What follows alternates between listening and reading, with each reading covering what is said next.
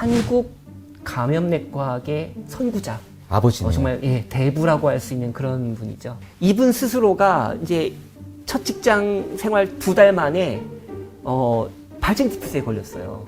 뇌염 바이러스를 최초로 분리해내는 그런 또 성과를 올려서 뇌염 박사라는 별명이 붙었다고 합니다.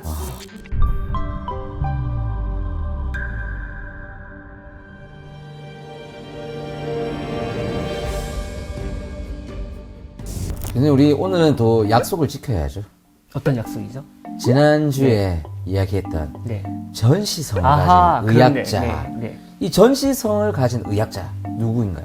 성함은 전종자 휘자, 전종휘 선생님이고요. 네네. 우리가 이제 최근에 한 3년 이상 코로나19 때문에 참 고생 많았잖아요. 네네네. 그러면서 이제 이 감염내과학자분들의 또 헌신과 활약이 또 대단했었는데, 그렇죠. 이 전종희 선생님이야말로 한국 감염내과학의 선구자. 아버지네. 정말 대부라고 할 수 있는 그런 분이죠. 네. 오늘 정말 또 기대됩니다, 교수님. 네. 이제 아버님이 이제 학교 선생님이셨어요. 함경도하고 이제 블라디보스톡 양쪽에서 이제 선생님을 하시면서 민족 정신이 굉장히 투철하신 분이셨고, 그다음에 이 전종희 선생님의 누나 같은 경우는 영생유학교 시절에 학생 시절에 이제 3.1운동을 주도해서 또 감옥살이도 하고, 전종희 선생님도 그런 집안 환경 때문에 역시나 어떤 민족의식 이런 것들이 굉장히 높았던 그런 분으로 알려져 있습니다. 이분이 또 경희전을 입학하고 1935년 수석 졸업하신 분이네요. 예, 졸업하고 어떤 또 일을 하셨죠? 직장이 어디였냐면 경성 부립 순화원이라는 곳이었어요. 그러니까 순화원이 뭐냐면 전염병 환자 격리 수용해서 전문적으로 치료하는 그런 병원입니다. 저 당시가 이제 500병상 정도 되는 그런 규모로 새로 이제 건물을 새로 이제 지은 건데요. 우리 외과 백인지 교수의 이제 권고를 받아가지고 여기에 갔던 것이 따지고 보면 이 전염병을 다루는 감염내과과의 인연. 이게 이제 여기서부터 이제 시작이 되는 거고요. 네. 교수님의 첫 직장은 혹시 서울대병원이셨나요? 여기서 그만하겠습니다. 네. 사람들이 궁금해야지 계속 더. 저 대답할 뻔했잖아요. 언젠가 한번 말씀을 해주시겠죠? 네네. 근데 이런 해고가 있네요, 교수님. 제가 한번 읽어보겠습니다. 네. 1935년 순화원에 입원해 있었던 장티푸스 환자의 치사율은 조선인에서 22.8%, 일본인에서 18%, 이실은 각각 26.6%와 10.1%로 조선인의 치사율이 일본인보다 월등히 높았다. 조선인의 치사율이 높았던 것은 병에 걸려도 늦게 입원하고 영양 상태가 불량한 빈민층이 많아서였을 것이다. 지금 이 회고담을 이제 보자면요. 지금 장티푸스 환자의 치사율은 뭐 그렇게 큰 차이는 안 나는데 이질 같은 경우는 굉장히 차이가 크잖아요. 그죠. 그리고 이제 그걸 우리 전종희 선생님은 결국은 우리 한국인들이 그만큼 가난하기 때문에 그래서 이제 영양상의 문제도 있고 뭐 위생 문제도 있고 그러다 보니까 이제 치사율이 높았다 이런 얘기를 하는 거니까 어떤 식민지 현실 또 뭐 빈부격차 뭐 이런 여러 가지 것들을 이제 염두에 두고 한 얘기겠죠. 예. 장티푸스는 속칭 41통이라 했고 발진티푸스는 보르마리라고 불렸다. 이들 병은 나을 때가 되면 이마에 땀이 축축히 나고 증세가 완화되면서 식욕을 찾게 된다. 이 때문인지 삼복더위에도 불을 떼고 손미불을 덮어 억지로 땀을 내다가 질식, 탈수로 숨을 거두는 예들이 있었다. 조선인 환자들은 우유도 잘 마시지 않거니와 몸에 좋은 과즙이나 아이스크림 등을 이열치열에 어긋난다 하여 먹지 않았으며 차갑지도 않은 스프나 고깃국마저도 마시지 않았다. 장티푸스, 발진티푸스를 알았을 때 이게 이제 마지막에 회복될 때 이제 땀이 흠뻑 나고 이제 이러면서 이제 그러니까 치료가 되더라 이제 이런 거죠. 그러다 보니까 이제 이걸 우리 한국인들이 오해를 해가지고 장티푸스, 발진티푸스에 걸렸는데도 막 한여름에 뭐 손미불 덮고 있고 그다음에 좀 우유라든가 무슨 아이스크림 이런 걸 먹어서 열을 식혀야 되는데 이열치열에 어긋난다 해서 먹지도 않고 그러니까 이제 우리 한국인들에 대한 계몽이랄까요? 이것도 네, 필요하다라고 이제 이렇게 얘기를 하는 걸 거고요. 오픈 이야기네요. 네. 땀 빼면 된다 했고 여름에 그 그렇죠. 소미불 밑에 들어가 있고 아 저는 저 말이 너무 안타깝습니다. 안타깝죠. 억지로 땀을 내다가 예. 질질 탈수록 오히려 숨을 거둔다는 그러니까 전종희 선생님은 이제 이 수나원에서 이제 근무가 아주 이분한테 꽤 인상적일 수밖에 없는 것이 이분 스스로가 이제 첫 직장 생활 2달 만에 발진 티푸스에 걸렸어요.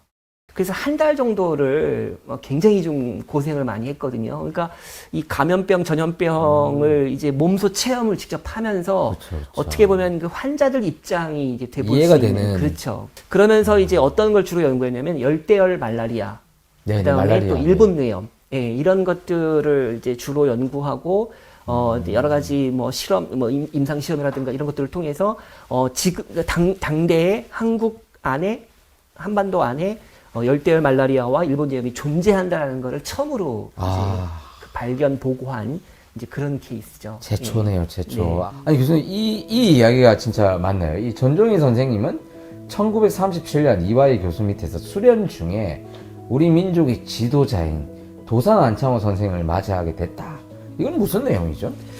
예, 이거 사실입니다. 그러니까 네네. 그 전종희 선생님이 이제 경성제일병원에서 근무하고 있는 시절에 1937년 한 12월쯤인데요. 네네. 이제 감옥에 있던 도산 선생이 그때, 이제 그 그쵸. 병으로 나와서 입원을 한 거예요. 그래서 그때 그 내과의 주치의는 그 전종희 선생님의 이제 선배들이 이제 주치의였는데 네네. 전종희 선생님은 이제 평소에 존경하고 늘 그 어르신들로부터 늘 얘기 듣던 그 도산 선생님이 이제 내과에 입원하니까 이제 관심이 가는 거죠. 끊임없이. 그래서 이제 시간만 나면 계속 이제 병실에 가서 말동무도 해드리고 또 괜찮으신지 좀 건강 상태도 살피고 이제 이런 이제 활동을 하다가 결국은 도산 선생님이 어떻게 돌아가셨는지까지 다 이제 그 기억을 하고 계신 거죠. 그렇죠. 1937년 이화인 내과에서 수련 중 우리 민족의 지도자이자 성각자이신 도산 안창호 어르신께서 그해 12월 24일 입원하시어 몇 달 동안 고생만 하시다 다음해 3월 10일 토요일 새벽에 운명하셨다. 그분의 질환은 폐결핵에다가 늑막염과 복막염의 합병증이었다. 복막에 복수가 차서 바로 눕지도 못하고 몹시 숨이 차서 괴로워하시던 모습이 지금도 눈에 선하다. 1938년 3월 9일 내가 병실에 들렀을 때 선생님은 눈을 감고 계셨기에 아무 말씀을 드리지 않고 병실을 나왔다. 그때만 해도 임종이 가깝다고는 생각하지 않았다. 그러나 다음날 선생님의 서거에 관한 보도가 크게 실렸다. 사흘이 지난 날 아침 10시쯤 영안실에 몇 분이 모여 선생님의 연결식을 거행하였다. 우리는 영안실 문 밖에 서고 영안실 안 시신을 모신 주위에 작은 키의 목사님과 병실에서 자주 만날 조카들, 젊은이들, 그리고 평안도식의 독특한 머리수건을 둘러쓴 나이 많은 평안도 아주머니들이 서너 분 서 계실 뿐이었다. 어떤 완전 산 증인이시네요. 네. 어떻게 돌아가시는지 아는. 그러면 교수님, 당연히 선생님께서는 서울의대로 오셔서 전염병 내과를 맡으셨겠네요. 이제 해방이 되고 나서 이제 서울의대 그 창설 작업에 이제 참여하게 된 거죠. 네네. 그 서울의대가 창설되고 이제 내과가 5개예요. 그러니까 그냥 그러니까 요즘으로 말하면 뭐 호흡기 내과, 소화기내과, 네네. 뭐 수당기내과 이런 식일 텐데 당시에는 제1내과, 2, 3, 4내과. 근데 재밌는 게 그럼 제5내과가 있어야 되잖아요. 네네네. 예. 제5내과만 5내과가 아니고 전염병 내과입니다. 그러니까 아예 그냥 콕 찍었어요. 그러니까 1, 2, 3, 4 해놓고 5번째를 전염병 내과. 아예. 예, 아예 그냥 탁 찍은 겁니다.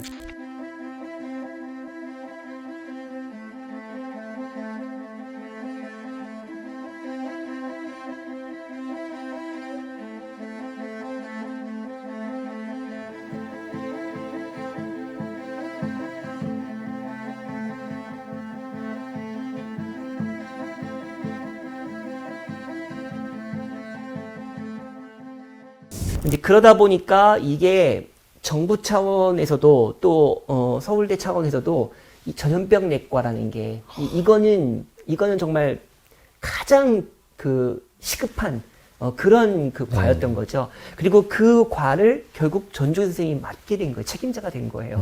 예, 이때가 30대예요. 30대 나이에 이 책임자가 된 거죠. 네. 선생님께서 이 별명이 내연 박사라는 별명이 있었던데 이유가 뭔가요? 해방되고 그 한국전쟁 나기 그 직전, 그 사이 네네네. 기간에 일본 내염이 굉장히 큰 문제를 자꾸 일으켰어요. 선생님이 최초로 우리나라에 있다고 발견한 일본 내용. 그렇죠. 그래서 이제 그 일본 뇌염으로 사망한 분들을 이제 부검해가지고 네네. 그 뇌염 바이러스를 최초로 분리해내는 그런 또 성과를 올려서 그래서 또 이제 뇌염 박사라는 별명이 붙었다고 합니다. 그리고 나서 아까 말씀처럼 바로 또 한국 전쟁이 발발을 했는데 이때도 엄청나게 활약이 많으셨다고 그러시던데. 예, 그 당시에 이제 서울대와 서울대병원이 이제 부산에 이제 피난가 있었거든요. 네네네. 예, 특히 이 시절에는 그 부산에 전시연합대학이라고 해가지고요. 네네. 그러니까 전쟁 중이니까 이게 각 대학들이 모두 다 정상적으로 움직이는 건 못하죠. 불가능하잖아요. 네. 그러니까 하나로 모은 거예요. 서울대, 연대, 고대, 이화여대 뭐 해가지고 하나로 모아서 그래서 전시연합대학을 만들고 이제 서울대 교수진이 중심적으로 그 학생들을 이제 가르치는 거죠. 그래서 이제 그 전시연합대학에서 이제 강의도 하시고 그 다음에 또 거기 그 그러니까 피난가 있는 서울대병원에서 진료도 하시고 그 다음에 또 하나가 그 장기려 선생님하고의 인연이 깊어요. 이 전종현 선생님이. 장기려 선생님이 3년 선배죠. 3년 선배인데. 그래서 이제 장기려 선생님이 그 전쟁 중에 부산 영도에 이 보건병원이 지금의 이제 고신대. 그쵸. 예, 고신대 병원이잖아요. 네. 여기에 또 나가셔서 또 진료도 하시고. 예.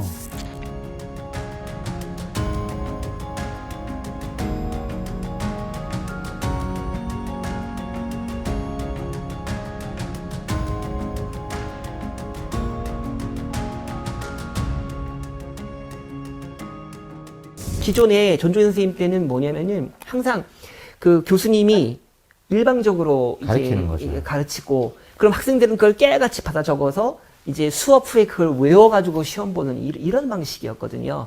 예. 그런데 미국은 누구나 이제 질문하고 그쵸. 답하고 토론하고 또 실험도 직접 하고 뭐 이러는 거 그러니까 이런 방식을 이제 매력을 느낀 거죠. 예, 옳다구나 이거구나. 그래서 전종현 선생님이 이제 돌아오셔가지고 바로 그런 방식의 그 토론 방식, 실험 위주의 그런 수업 방식들을 전파하는데 이제 역할을 하신 거죠.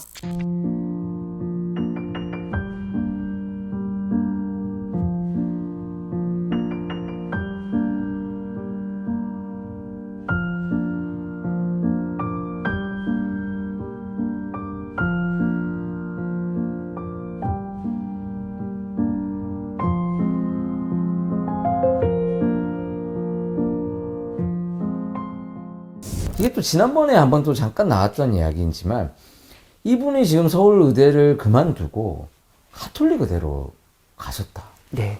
1964년의 일이었는데요. 역시 그 미국에서 배워왔던 그런 토론 위주의 수업 방식을 이제 그대로 가톨릭 의대에 전공했구나. 이제 보급하고, 특히 또 전종현 선생님의 그 공로가 뭐냐면, 당신이 이제 내과 과장으로 갔어요. 네네. 근데 물러나면서 그 후임 과장을 당시 가톨릭 의대 내과에서 가장 젊은 교수.